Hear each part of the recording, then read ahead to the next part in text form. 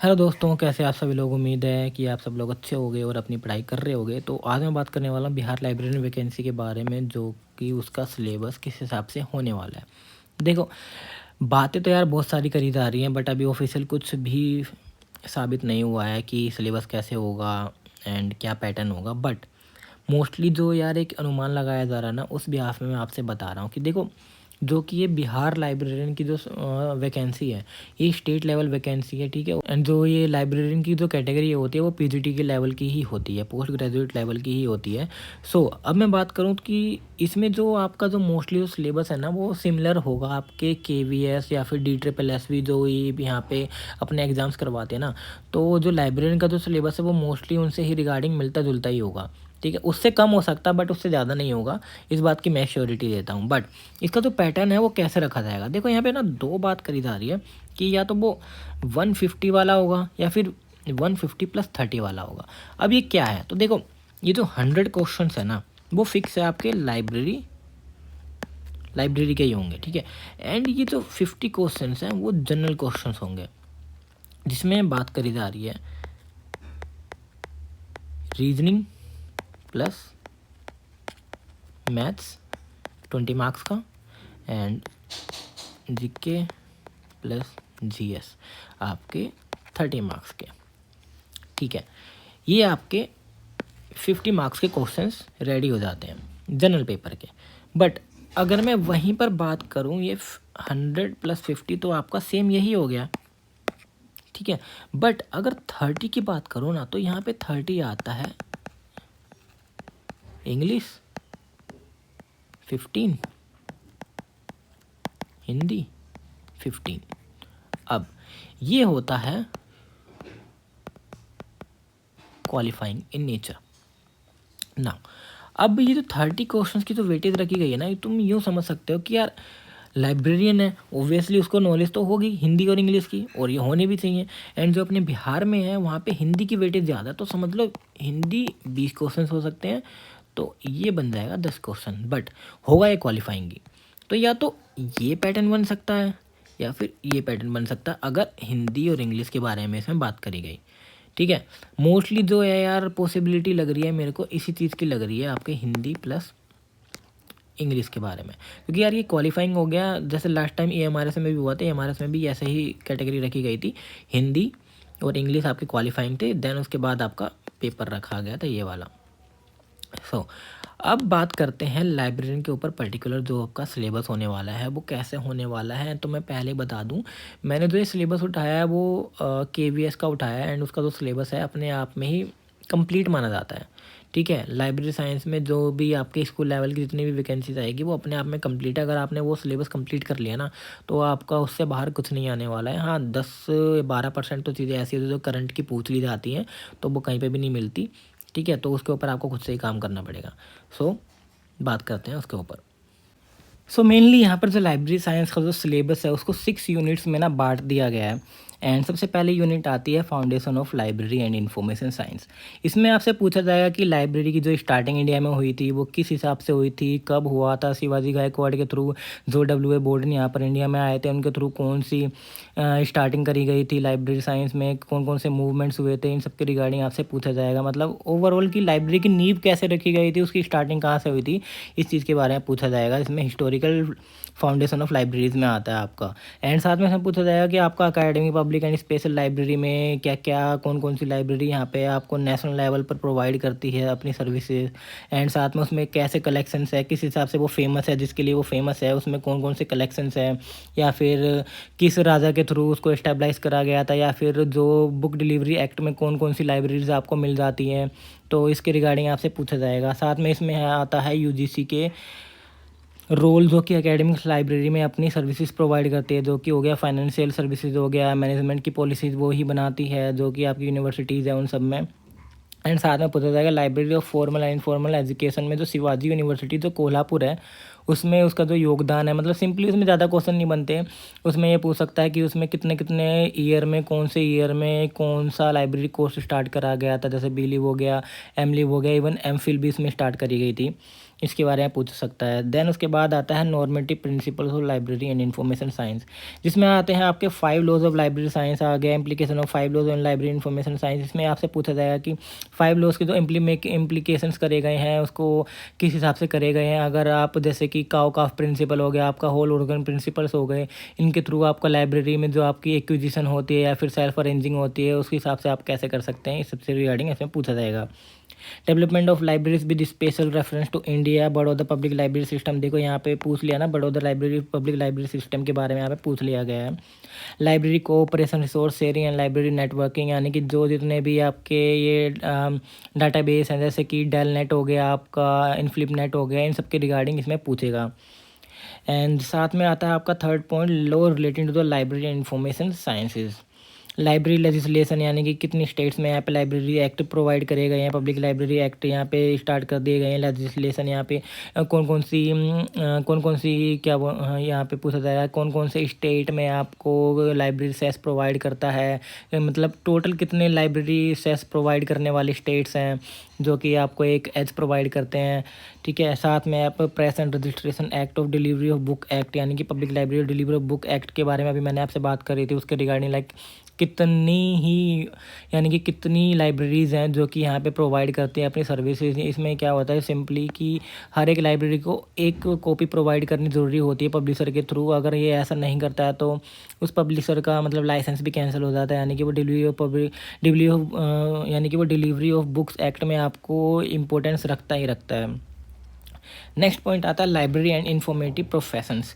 इसमें आपका पूछा जाएगा प्रोफेशनल एथिक्स पूछा जाएगा, लाइब्रेरियनशिप क्या होती है, कौन कौन से रूल्स हैं, हमें किस चीज़ एथिक्स को फॉलो करना चाहिए, इन सब के बारे में पूछा जाएगा। एंड साथ में पूछा जाता है कि प्रोफेशनल एसोसिएशन लाइक जैसे कि इफ्ला हो गया, IFD हो गया, LA हो गया, एसलिब हो गया, लिप्स एटलीस हो गया जो इंडिया की है, एंड SLA हो गया जो कि अभी फ़िलहाल बंद हो गई है, उसके बारे में इससे पूछा जाएगा। एंड साथ में हो गया आपका ALA, ILA, इन सब के रिगार्डिंग।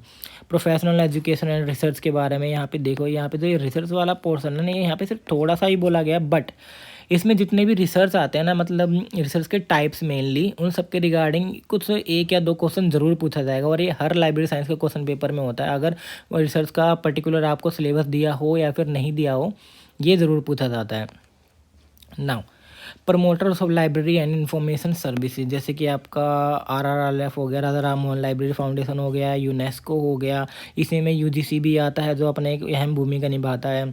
जो सेकंड यूनिट होती है वो है knowledge organisation, information processing and retrieval, यानी कि इसमें आपसे पूछा जाए कि जितने भी आपके सिस्टम्स है, आप इंफॉर्मेशन कौन कौन से सोर्सेज हो गए, किस तरह से इंफॉर्मेशन रिट्रीवल करा जाता है, ये सब चीज़ें इसमें आती हैं। जैसे कि यूनिवर्स ऑफ नॉलेज, यानी कि स्टार्टिंग में जो सब्जेक्ट को बांटा गया था वो किस हिरार्की में बांटा गया है या फिर किस बेसिस में बांटा गया है। जैसे कि हो गया आपका एग्लोमरेशन हो गया, फिशन हो गया, एंड लैमिनेशन हो गया, लूज असेंबलीज हो गया, इस तरह का टोटल 6 हैं यहाँ पर।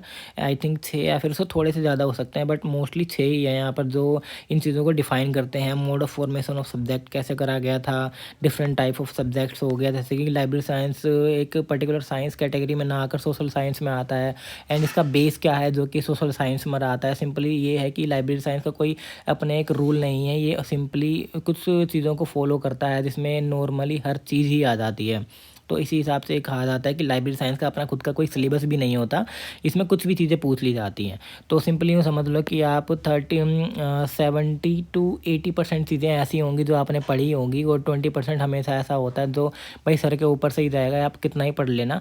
बट हाँ ये है कि अगर थोड़ा सा ज़्यादा पढ़ोगे तो ऑब्वियसली तुम्हें एज तो मिलेगी दूसरों से, तो यार मेहनत तो करनी पड़ेगी तुम्हें। अब जैसे कि इसमें हो गया आपका कैटलॉग पर्पस हो गया, structure types, physical forms including OPAC filing rules, OPAC के जो जितने भी रूल्स है इसमें कैसे कैसे वो भरे जाते हैं, उनका सिस्टम क्या है, ये सब चीज़ें हो गया। नॉर्मेटिव प्रिंसिपल ऑफ कैटलॉगिंग हो गया, मतलब कैटलॉगिंग करते समय इन चीज़ों का किन चीज़ों का ध्यान में रखना पड़ता है, उन सब चीज़ों का, यानी कि जो लॉज हैं उनसे रिलेटेड कैटलॉगिंग के रिगार्डिंग इन चीज़ों को बात करी गई है इसमें। साथ में अगर मैं बात करूँ, नेक्स्ट आता है इसमें मेथड ऑफ नॉलेज ऑर्गेनाइजेशन। इससे पहले बात करता हूँ स्टैंडर्ड कोड ऑफ कैटलॉगिंग, जैसे AACR हो गया, सेकंड हो गया, एंग्लो अमेरिकन कैटलॉगिंग रूल हो गया, ये सेकंड है। इसके रिगार्डिंग पूछा जाएगा। इसमें जितने भी और ISBN मतलब ISBD international standard of bibliographic description के बारे में पूछा जाता है। इन सब चीज़ें हो गई, मतलब इसमें आपका मार्क 21 हो गया,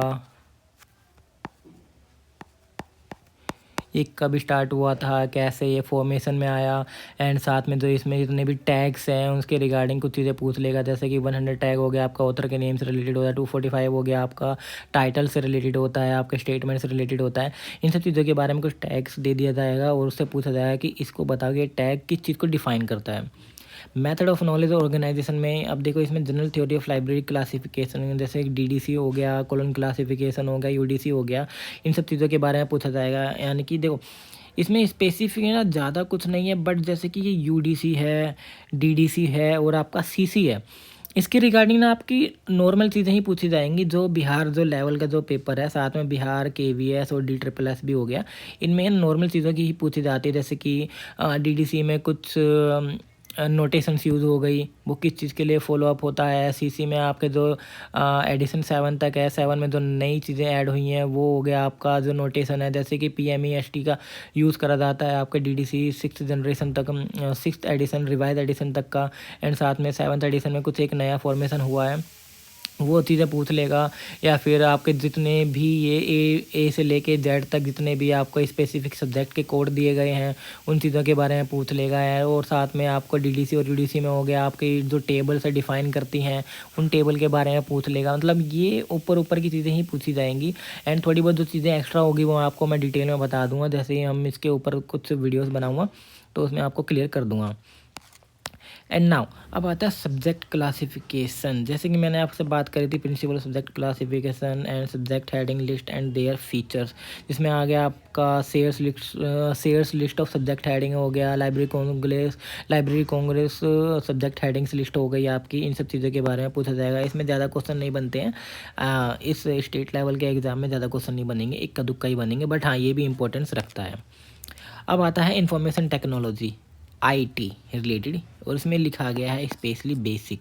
मैं IT के बारे में बात करूँ तो इसमें इंफॉर्मेशन टेक्नोलॉजी हो गया, इसकी डेफिनेशन हो गया, नीड, स्कोप, ऑब्जेक्टिव्स, एंड उसमें आता है आपकी कितनी जनरेशन है, जनरेशन के ईयर हो गए, पर्टिकुलर जनरेशन में कौन सी चिप या फिर आपका ट्यूब्स का यूज़ करा गया था। इस तरह से क्वेश्चन आपसे पूछ सकता है। नाउ DBMS पैकेज, इसमें आता है डाटाबेस मैनेजमेंट सिस्टम। जो ओवरऑल यार वैसे तो यार डाटाबेस में ना बहुत सारे ही यूज़ होते हैं, बट हमारे पर्टिकुलर लाइब्रेरी साइंस में ना इक्का दुक्का ही है, मतलब इक्का दुक्का नहीं है, वो भी गिनती काफ़ी है। बट स्पेसिफिकली अगर आप एग्ज़ाम के पर्पज़ से देखो ना तो ज़्यादा नहीं पूछे जाते। जैसे कि इसमें आता है आपका सोल इंपॉर्टेंट हो गया जो कि इनफिलिपनेट के थ्रू स्टार्ट करा गया था। CDS ISS हो गया आपका, DBase हो गया, इसमें आता है आपका एक का नाम है, हाँ एक है आपका डी स्पेस भी ना डाटा मैनेजमेंट सॉफ्टवेयर में ही आता है, एंड वो कई जगह पे यूज़ भी होता है। अगर आपको उसकी प्रैक्टिकल नॉलेज है ना तो आपके लिए थोड़ा ज़्यादा बेनिफिशियल रहेगा वो। नेक्स्ट यूनिट आती है आपकी management of library and information science centre and institution. देखो मैनेजमेंट ना एक अपने आप में ना बहुत बड़ी ना रोल इम्पोर्टेंस यहाँ पर रखता है। अब मैं ऐसा क्यों बोल रहा हूँ, देखो यार क्वेश्चन बनने को ना इसमें तो यार बहुत सारे क्वेश्चन बन सकते हैं आराम से आपके। अगर 80 नंबर का आपका लाइब्रेरी साइंस का पेपर समझ लो, 8 से 9 क्वेश्चन आपका मैनेजमेंट से ही पूछ लेगा, या फिर 12 क्वेश्चन भी जा सकते हैं। बट अगर किस्मत ऐसी हुई कि आप इसे पढ़ के गए और ये नहीं आया, मतलब वही वाली बात है, अगर आना हुआ तो 10 से 12 क्वेश्चन कहीं नहीं गए, अगर नहीं आना हुआ ना तो भाई एक भी क्वेश्चन नहीं पूछेगा। सिंपल सी बात ये है, क्योंकि यार मैनेजमेंट जो है ना, लाइब्रेरी की जो मैनेजमेंट से रिलेटेड जो क्वेश्चंस बनते हैं वो मोस्टली यही पूछे जाते हैं जितने भी आपके ये मैं बताता हूँ। इसमें आपसे बात करता हूँ कि इसमें जो मैनेजमेंट सिस्टम अपना यूज़ करा जाता है, जैसे कि बजटरी कंट्रोल में आपका यूज़ होता है, एक सेकेंड, चलो मैं आपको वैसे ही बताता हूँ। जैसे कि आपका बजटिंग सिस्टम हो गया, ये प्रोग्राम बेस्ड बजटिंग सिस्टम हो गया and programme oriented budgeting system हो गया, जीरो बजटिंग सिस्टम हो गया, इन सब के रिगार्डिंग होता है। बजट मतलब पर्टिकुलर एक यूजीसी ने गाइडलाइंस करी, यूजीसी ने गाइडलाइंस दे रखी है कि इतनी बुक्स पे हमारे पास इतने ही मेंबर होने चाहिए, मिनिमम इतने मेंबर होने चाहिए, हमें इनका रिक्रूटमेंट करनी चाहिए। मतलब इस बिहाफ पर लाइब्रेरी में स्टाफ्स का एलोकेशन होता है and acquisition centre circulation centre पे, सर्कुलेशन डेस्क पे कितने लोगों का होना ज़रूरी है अगर पर्टिकुलर लाइब्रेरी में इतने ज़्यादा लोग हैं। तो इन सब के रिलेटेड ही क्वेश्चन पूछते हैं, जैसे कि एंड इसमें आपका आ गया साथ में अगर मैं बात करूँ ह्यूमन रिसोर्स मैनेजमेंट की, तो मैनेजमेंट में सिंपली आपसे यही क्वेश्चन पूछे जाते हैं, जैसे कि जिसकी मैंने अभी, तो सिंपली यार मैनेजमेंट में यही क्वेश्चन पूछे जाते हैं, जैसे कि आपके मैनेजमेंट की डेफिनेशन क्या है एंड अगर ये किस टाइप का मैनेजमेंट है। बजटिंग सिस्टम के बारे में आपसे पूछ लिया जाएगा कि जीरो बेस्ड बजटिंग सिस्टम क्या है, पर कैपिटा मेथड क्या है बजटिंग सिस्टम का, एंड साथ में प्लानिंग बेस्ड बजटिंग क्या है। मतलब उसके रिगार्डिंग आपके डेफिनेशन नहीं पूछा जाएगा, आपको एक मतलब पर्टिकुलर एक लाइन प्रोवाइड करी गई जाएगी और पूछा जाएगा कि ये कौन सी बजटिंग सिस्टम है, तो आपको वहाँ पे टिक करना होगा। एंड इसमें बात करते हैं ह्यूमन रिसोर्स मैनेजमेंट की, तो इसमें आता है सबसे पहले आपका ऑर्गेनाइजेशनल स्ट्रक्चर, मतलब जिसमें आपका ह्यूमन रिसोर्स रिगार्डिंग अगर मैं बात करूं तो इसमें आपके जैसे कि हो गया job description, analysis, job evaluation, इनमें जो पर्टिकुलर जो इनके फॉलोअप चार्ट होते हैं, जैसे कि सबसे पहले रिक्रूटमेंट सेट करने से पहले सबसे पहले रिक्रूटमेंट सेट करने से पहले कुछ स्टेजेस होते हैं जिसमें जॉब का डिस्क्रिप्शन होता है, जिसमें आपकी मिनिमम ये एलिजिबिलिटी होनी चाहिए एंड ये सब होना चाहिए। जॉब इवैल्यूएशन यानी कि जॉब काम पे काम करते समय बंदे पे जो इसका इवैल्यूएशन करा जाता है कि ये काम इस बंदे के लिए सूटेबल है या नहीं है, इन सब के रिगार्डिंग इसमें बात करी जाती है, एनालिसिस करी जाती है। ये हो गया। एंड अब इसमें एक जो क्वेश्चंस बनते हैं ना मोटिवेशन से रिलेटेड ना, एक क्वेश्चन ज़रूर बनता है जिसमें डॉगलक्स की XYZ थ्योरी हो गई, मैकडगलस की XYZ थ्योरी हो गई। यार ये क्वेश्चन ना इंपॉर्टेंट है और ये बनता ही बनता है। ऐसे ही सब करके ना इसमें 2-3 और हैं जो आपके इंपॉर्टेंस रखते हैं, साथ में और भी हैं बट जो मेनली है यहाँ पे 2-3 हैं यहाँ, ठीक है, उसके बारे में हम ज़रूर बात करेंगे। एंड अब इसमें जो इम्पोर्टेंस रखता है ना वो ये वाला टॉपिक है जो बहुत ही ज़्यादा इंपॉर्टेंस रखता है, जिसमें मैं बात कर रहा था ये जीरो बेस्ड बजटिंग, ठीक है। एंड साथ में 4-5 और हैं जो आपके बहुत ही ज़्यादा इंपॉर्टेंस रखते हैं इन चीज़ों में ना। अब cost effectiveness, cost benefit analysis ये क्या होती है, किस हिसाब से ये काम करती है, इस चीज़ के ऊपर भी हम ज़रूर बात करेंगे। एंड इससे ज़्यादा क्वेश्चन नहीं बनते, जो क्वेश्चन बनते हैं वो ऊपर ऊपर के बनते हैं। जो इसमें एक इम्पोर्टेंट रोल प्ले करता है वो आता है आपका प्लानिंग, ठीक है। अब प्लानिंग में कई सारे जितने भी हैं, कई सारे वो आपके ऑथर्स हो गए जिन्होंने मैनेजमेंट के ऊपर अपनी एक थ्योरीज दी है, उन थ्योरीज के बारे में आपसे पूछा जाता है, ठीक है। अब इसमें जो स्टैंडर्ड्स हो गए, वो टाइप्स हो गए, library building, interior and exterior standards के बारे में बात करी जाती है। जितने भी आपके स्टैंडर्ड्स हैं जो यूज़ करे जाते हैं, जो भी मैंने बात करी थी उन सब के ही रिगार्डिंग है। रिस्क मैनेजमेंट में हो गया आपका जो भी आप इसमें फॉलोअप करते हो कि अगर पर्टिकुलर ऐसा सिनेरियो हो जाए लाइक कि भूकंप आ जाए या फिर बाढ़ जैसे फ्लड वाले एरियाज़ में हो गए जहाँ पे हाई ह्यूमिडिटी होती है, वहाँ पर लाइब्रेरी को कैसे सेफ़ रखा जाता है उसके रिगार्डिंग इसमें बात करी जाती है। नेक्स्ट जो यूनिट आता है इसमें आती है इंफॉर्मेशन सोर्सेज एंड सर्विसेज। या देखो ये चैप्टर ना, ये यूनिट अपने आप में बहुत ही ज़्यादा इंपॉर्टेंस रखता है, जिसमें आपके रेफरेंस सोर्सेज हो गए, इंफॉर्मेशन सोर्सेज हो गए आपके, जिसमें आपका primary source, secondary source and tertiary sources के बारे में बात करी जाती है। डिक्शनरी हो गया, इंसाइक्लोपीडिया हो गया, रिपोर्ट्स हो गई, मैनुअल्स हो गए, उन सब के रिगार्डिंग इसमें बात करी जाती है कि ये पर्टिकुलर चीज़ है, इसको कौन सी कैटेगरी में रखा जाएगा। रेफरेंस सोर्सेज की अगर मैं बात करूँ, कैटेगरीज हो गई प्राइमरी, सेकेंडरी, टर्सरी, जो भी मैंने बात करी थी, इंसाइक्लोपीडिया, डिक्शनरी, पीरियोडिकल्स, ये चीज़ें हो गई आपकी। ट्रेड लिटरेचर हो गया, स्टैंडर्ड्स हो गया, बुक ईयर बुक हो गया, पेटेंट्स हो गया, ये सब कौन सी कैटेगरीज में आते हैं। तो बात करते हैं लाइब्रेरी यूज़र, जो कि आपकी छठी यूनिट होने वाली है, यानी कि आखिरी यूनिट है आपके लाइब्रेरी साइंस के सिलेबस की। अब जो लाइब्रेरी यूज़र्स है ना, ये अपने आप में एक इम्पोर्टेंस रखता है। रीज़न ये है कि यार इसके ऊपर ना अलग अलग डिफरेंट जो ऑथर्स है, सबसे पहले तो अपने एस आर रंगनाथन सर है, उन्होंने कुछ थ्योरीज को डेफिनेशन दी है कि कौन कौन से यूज़र्स होते हैं। जैसे कि आपका आ गया प्राइमरी यूज़र हो गया, एंड ठीक है, नॉन यूज़र कौन कौन से होते हैं इन सब के रिगार्डिंग इसमें बात करी गई है। इसके ऊपर पूरी डिटेल में आपसे मैं बात करूँगा। एंड यूज़र्स नीड, ठीक है, एंड उसके ऊपर आपको कैसे उनसे रेफरेंस सर्विस प्रोवाइड कर सकते हो, जो एक एंड यूज़र होता है आप उस तक सर्विसेज कैसे प्रोवाइड करवा सकते हो, इन सब के रिगार्डिंग इसमें बात करी जाती है। मैं बात करूँ इसमें यूज़र एजुकेशन हो गया, उनको एजुकेट कैसे करोगे लाइब्रेरी के प्रति, लाइक जैसे कि ओरिएंटेशंस हो गए, वर्कशॉप रखी जाती है, एंड कौन सी टेक्निक्स एंड मेथड्स हैं उनको यूज़ करा जाता है। यूज़र स्टडीज़ में आ गया method and techniques of user study, आप यूज़र को कैसे स्टडी कर सकते हो, उनके नीड्स को कैसे जान सकते हो। ऑब्जर्वेशन हो गया आपका, क्वेश्चनेयर हो गया, एंड इंटरव्यूज़ हो गया, इन सब के रिगार्डिंग इसमें क्वेश्चंस बनते हैं। यूज़र ओरिएंटेशन प्रोग्राम्स हो गया, conventional and modern technique, study tour, newsletters के through, handbook, leaflets, PowerPoint presentation, website etcetera. So ये तो था ना आपका लाइब्रेरी साइंस का एक ओवरऑल सिलेबस, कि इसमें आपको किन किन चीज़ों को पढ़ना है, कैसे पढ़ना है, कब पढ़ना है और कितना पढ़ना है, ये आप मेरे ऊपर छोड़ देना। बट इसके अलावा मैं आपसे यार एक चीज़ और बात करूँगा, जो आपका रिसर्च है, ये भी यार एक इम्पोर्टेंस अपने आप में रखता है। कि जो रिसर्च है ना, वो लाइब्रेरी साइंस का नींव है, एक तरह से समझ लो कि बहुत ही ज़्यादा इंपॉर्टेंट है लाइब्रेरी साइंस में। लाइब्रेरी साइंस में यार तो लाइब्रेरियन की यूज़ क्यों होती है?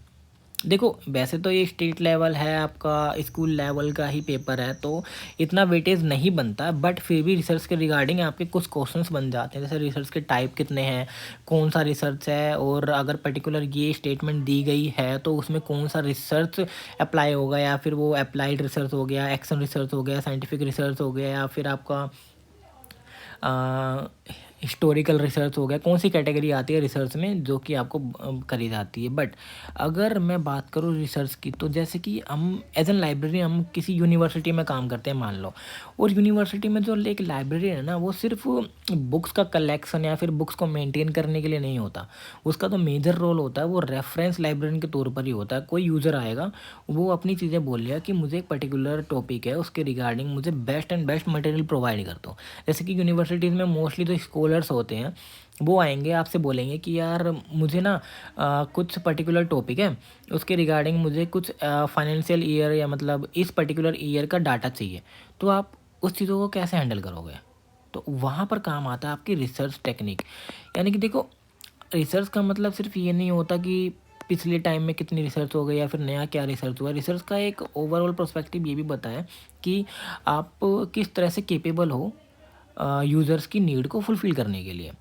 ठीक है, आप किस हिसाब से अपने यूज़र्स के लिए डाटा निकाल सकते हो, कैसे इसको फुलफ़िल कर सकते हो, ये भी चीज़ें मेंटेन करते हैं, जिसको हम रेफ़रेंस लाइब्रेरियन भी बोलते हैं।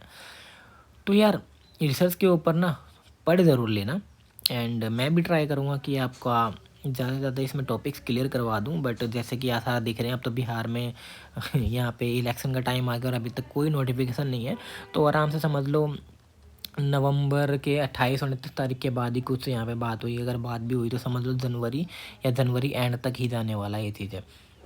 तो अब इन चीज़ों का ध्यान रखना, ठीक है, एंड मिलते हैं अगली वीडियो में। और अगर वीडियो पसंद आए तो प्लीज़ यार, बोलने की ज़रूरत नहीं है, वीडियो पसंद आए ना तो प्लीज़ लाइक और सब्सक्राइब ज़रूर कर देना। कमेंट करो या ना करो, बट हाँ कमेंट ज़रूर करा करो, ठीक है। इससे ना यार मुझे भी मोटिवेशन मिलेगी कि हाँ यार आप सब लोग पढ़ रहे हो, और साथ में इस हिसाब से मैं भी पढ़ना स्टार्ट करूँगा। मतलब मैं अपनी रिसर्च को थोड़ा और डेप्थ में लेकर जाऊँगा, आपके लिए चीज़ें लेकर आऊँगा, एंड ट्राई करूँगा कि आपके मोस्टली जितना भी सिलेबस है ना, वो ज़्यादा से ज़्यादा मैं आपको कवर करवा सकूँ। सो मिलते हैं अगली वीडियो में, तब तक के लिए बाय बाय।